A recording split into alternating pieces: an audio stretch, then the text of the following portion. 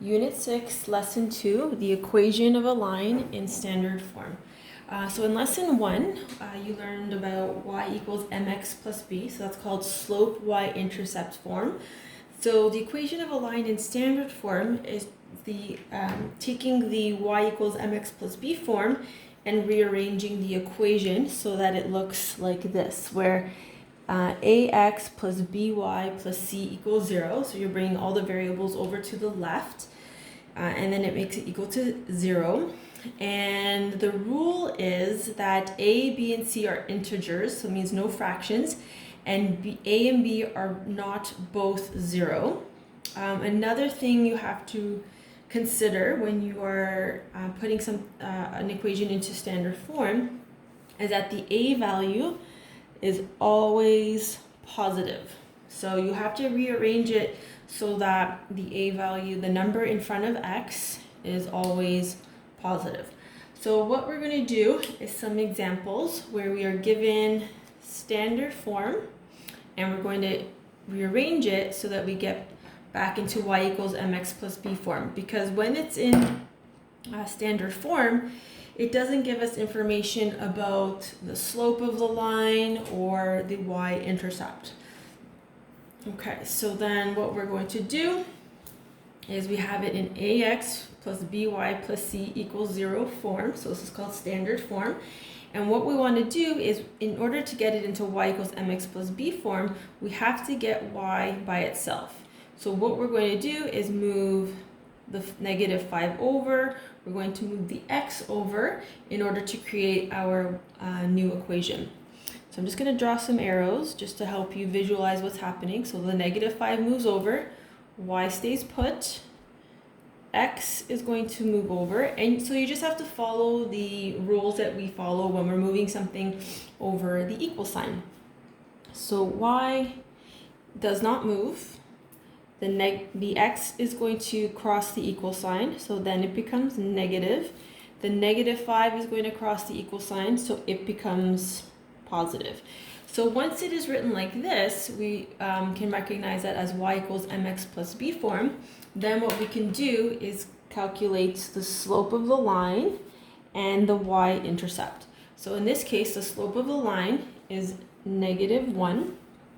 The y-intercept is 5. Oh, I guess I should have written it there. Next one. So in this case, we have x take away y plus 4 equals 0. Now, I notice that I have a negative y here, and there's two ways you could do this. You could bring the 4 over, then the x over, and then get rid of the negative y, but that's a lot of extra work. What I could do is just take this negative y and bring it over here, and then it changes to positive, and then that's all I would have to do. So that would leave me with x plus 4 equals y. Now, by now you know that I like my variables on the left side, so I can just rewrite this as y equals x plus 4. So I'm just rewriting it. And then now it's in a slope y-intercept form. So my slope is 1 and my b is 4. Okay, so let's try another two together. Or at this point, if you want, you can pause the video and try the last two on your own and then just check to make sure that you've done it correctly. So in these two examples, we have a little bit of a difference. So in this case, we've got a number in front of our y. In the previous two examples, there wasn't a number in front of the y, so this is an extra step that we'll have to take into account. So the first thing I need to do is move the 12 over, and then I have to move the x over. So start by doing that. So the 4y is not moving. I'm moving the positive x, so it becomes negative x.